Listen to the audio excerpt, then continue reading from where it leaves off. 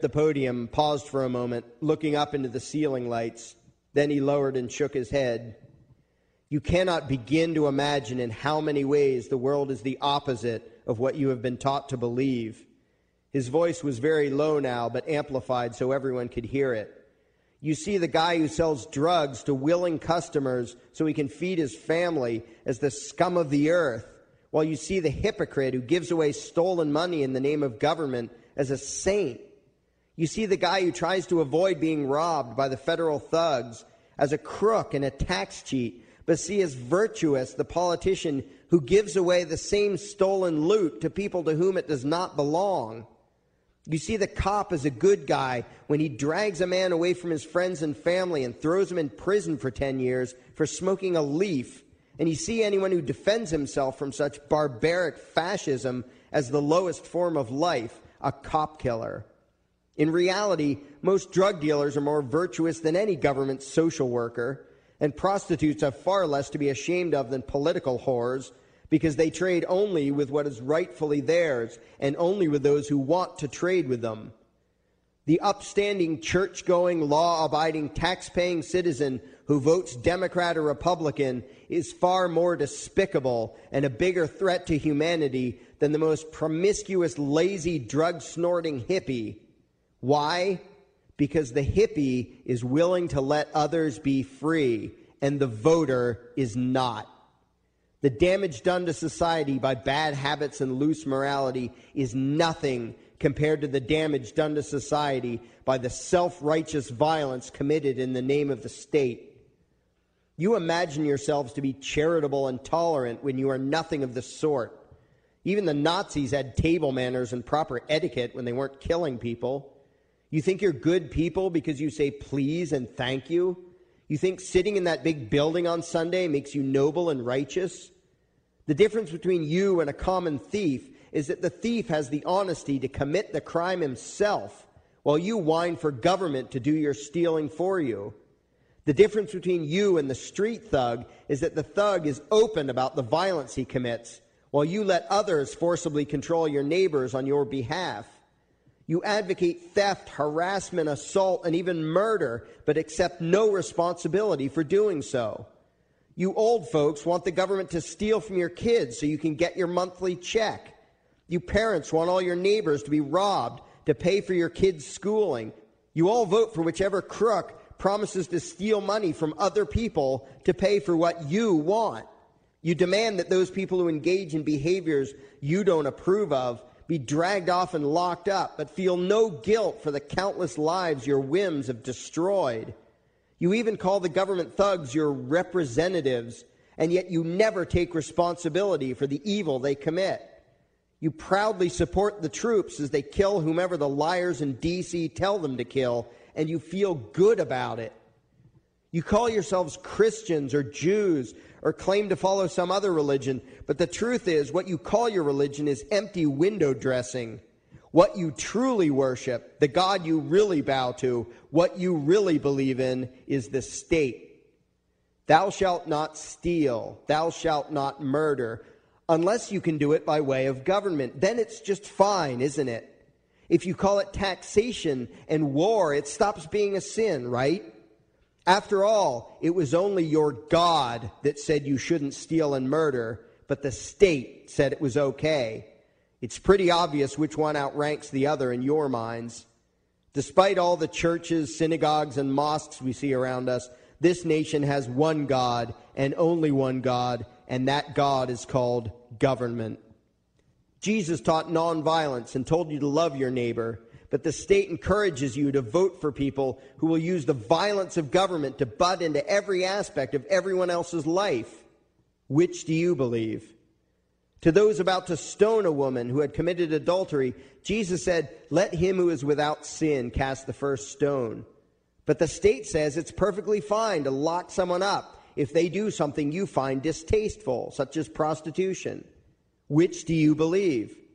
The Christian God says, "Thou shalt not covet," but coveting is the lifeblood of the beast that is the state. You are taught to resent, despise, and hate anyone who has anything you don't have. You clamor for the state to tear other people down, steal their property, and give it to you. And you call that fairness. The Bible calls it coveting and stealing. You are not Christians. You are not Jews. You are not Muslims. And you certainly aren't atheists. You all have the same God, and its name is government. You're all members of the most evil, insane, destructive cult in history. If there ever was a devil, the state is it, and you worship it with all your heart and soul. You pray to it to solve every problem, to satisfy all your needs, to smite your enemies, and to shower its blessings upon you. You worship what Nietzsche called the coldest of all cold monsters, and you hate those of us who don't.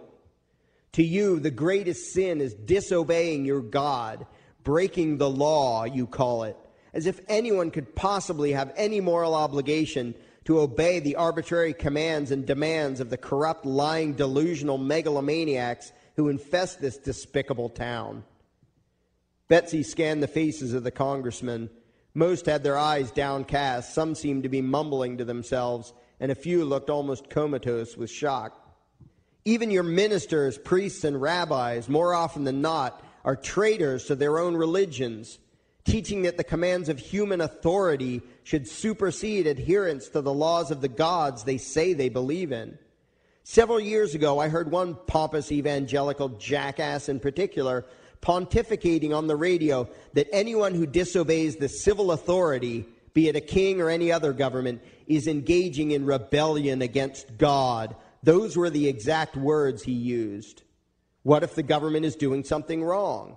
Well, this salesman for Satan opined, that is the business of those in government, and you are still obligated to obey. Everywhere you turn, be it the state or the church, the media or the schools, you are taught one thing above all else, the virtue of subjugating yourselves to mortals who claim to have the right to rule you.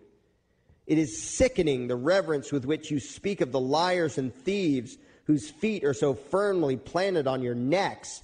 You call the congressmen and the judges honorable, and you swoon at the magnificence of the grandiose halls they inhabit, like this one, Grant said, raising his arms and looking around the room. The temples they built to celebrate the domination of mankind. You feel pride at being able to say you once shook a senator's hand or saw the president in person. Ah, yes, the grand deity himself, His Royal Highness, the President of the United States of America. You speak the title as if you're referring to God Almighty. The vocabulary has changed a bit, but your mindset is no different from that of the groveling peasants of old who bowed low, faces in the dirt, with a feeling of unworthiness and humility when in the presence of whatever narcissist had declared himself to be their rightful lord and master. The truth of the matter, back then and today, is that these parasites who call themselves leaders are not superior beings. They are not great men and women. They are not honorable. They're not even average.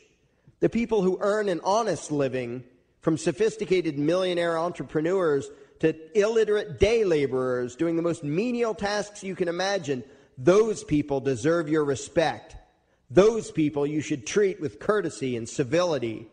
But the frauds who claim the right to rule you and demand your subservience and obedience, they deserve only your scorn and contempt. Those who seek so-called high office are the lowest of the low. They may dress better, have larger vocabularies, and do a better job of planning out and executing their schemes, but they are no better than pickpockets, muggers, and carjackers. In fact, they are worse, because they don't want to rob you of just your possessions. They want to rob you of your very humanity, deprive you of your free will, by slowly leeching away your ability to think, to judge, to act, reducing you to slaves in both body and mind. And still you persist in calling them leaders. Leaders? Where is it that you think you're going exactly that would require you to have a leader? If you just live your own life and mind your own damn business, exercising your own talents, pursuing your own dreams, striving to be what you believe you should be, what possible use would you have for a leader? Do you ever actually think about the words that you hear, the words that you repeat? You parrot oxymoronic terms such as the leader of the free world. even pretending for a moment that there is some huge journey or some giant battle that everyone in the entire nation is undertaking together that would require a leader, why would you ever think, even for a moment, that the crooks that infest this town are the sort of people you should listen to or emulate or follow anywhere?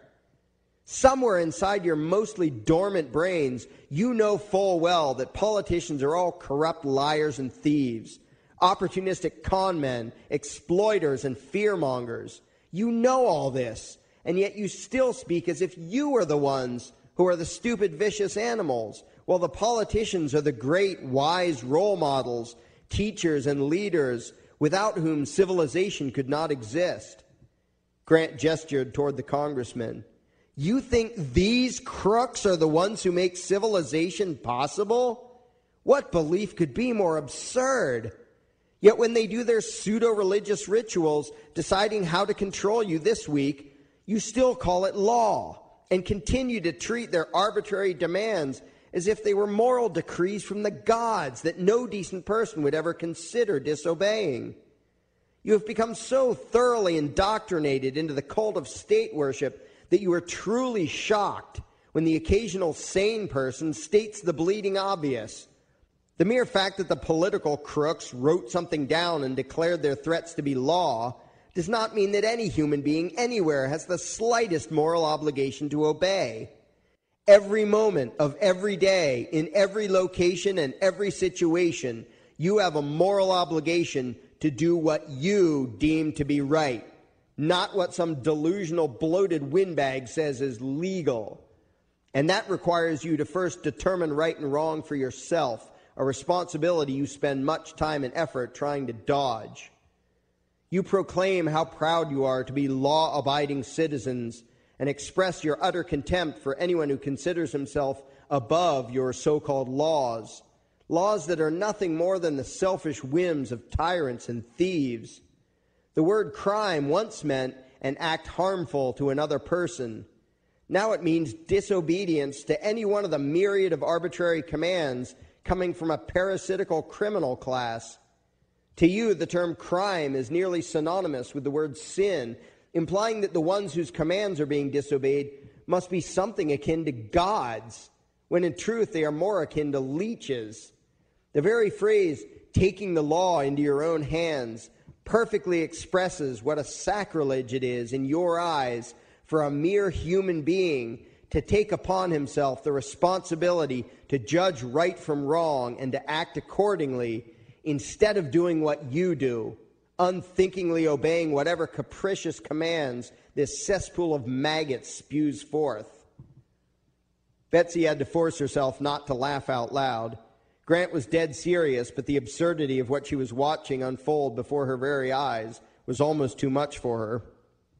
You glorify this criminal class as lawmakers and believe that no one is lower than a lawbreaker, someone who would dare disobey the politicians.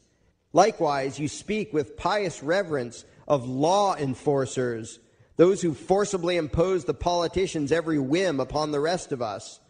When the state uses violence, you imagine it to be inherently righteous and just, and if anyone resists, they are, in your eyes, contemptible lowlifes, lawless terrorist criminals. Like the lawless terrorist criminals who helped slaves escape the plantations. Like the lawless terrorist criminals who helped Jews escape the killing machine of the Third Reich. Like the lawless terrorist criminals who were crushed to death under the tanks of the Red Chinese government in Tiananmen Square. Like all the lawless terrorist criminals in history who had the courage to disobey the never-ending stream of tyrants and oppressors who have called their violence authority and law. And that includes the lawless terrorist criminals who founded this country. Grant shook his head again, this time smiling as if in disbelief. Everything you think you know is upside down, backwards, and inside out. But what has to take the cake, the height of your insanity, is the fact that you view as violent terrorists the only people on the planet who oppose the initiation of violence against their fellow men. Anarchists, voluntarists, and libertarians. We use violence only to defend ourselves against someone who initiates violence against us. We use it for nothing else. Meanwhile, your belief system is completely schizophrenic and self-contradictory. On the one hand, you teach the young slaves that violence is never the answer. Yet out of the other side of your mouths, you advocate that everyone and everything, everywhere and at all times be controlled, monitored, taxed, and regulated through the force of government. In short, you are teaching your children that the masters may use violence whenever they please, but the slave should never resist. You indoctrinate your children into a life of unthinking, helpless subservience. You are putting the chains around their little necks and fastening the locks tight. And worst of all, you feel good about it. Out of one side of your mouths, you condemn the evils of fascism and socialism and lament the injustices of the regimes of Hitler, Stalin, and Mao. While out of the other side of your mouths, you preach exactly what they did: the worship of the collective, the subjugation of every individual to that evil insanity that wears the deceptive label, the common good. You babble on and on about diversity and open-mindedness, and then beg your masters to regulate and control every aspect of everyone's lives, creating a giant herd of unthinking conformist drones. You wear different clothes and have different hairstyles, and you think that makes you different. Yet all your minds are enslaved to the same club of masters and controllers. You think what they tell you to think and do what they tell you to do, while imagining yourselves to be progressive, thinking, and enlightened. From your position of relative comfort and safety, you now condemn the evils of other lands and other times, while turning a blind eye to the injustices happening right in front of you. You tell yourself that had you lived in those other places, in those other times, you would have been among those who stood up against oppression and defended the downtrodden. But that is a lie. You would have been right there with the rest of the flock of well-trained sheep, loudly demanding that the slaves be beaten, that the witches be burned, that the nonconformists and rebels be destroyed. How do I know this? Because that is exactly what you are doing today. Today's injustices and oppressions are fashionable and popular, and those who resist them, you tell yourselves, are just malcontents and freaks, people whose rights don't matter, people who deserve to be crushed under the boot of authority. Isn't that right? You bunch of spineless, unthinking hypocrites, look in the mirror. Take a good look at what you imagine to be righteous and kind. You are the devil's plaything. The crowds of thousands wildly applauding the speeches of Adolf Hitler, that was you. The mob demanding that Jesus Christ be nailed to the cross, that was you. The white invaders who celebrated the wholesale slaughter of those godless redskins, that was you. The throngs filling the Colosseum, applauding as the Christians were fed to the lions, that was you.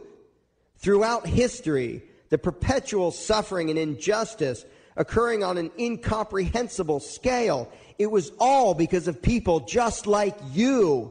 The well-trained, thoroughly indoctrinated conformists, the people who do as they're told, who proudly bow to their masters, who follow the crowd, believing what everyone else believes and thinking whatever authority tells them to think, that is you.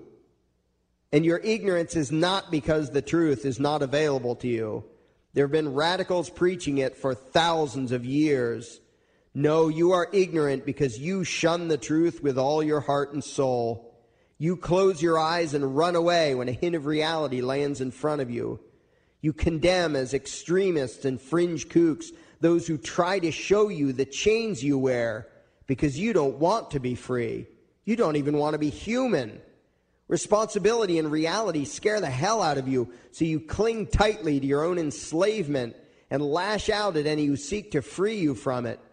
When someone opens the door to your cage, you cower back in the corner and yell, "Close it, close it." Well, some of us are finished with trying to save you. We've wasted enough effort trying to convince you that you should be free. All you ever do is spout back what your masters have taught you, that being free only leads to chaos and destruction, while being obedient and subservient leads to peace and prosperity. There are none so blind as those who will not see. And you nation of sheep, would rather die than see the truth. Grant took a deep breath.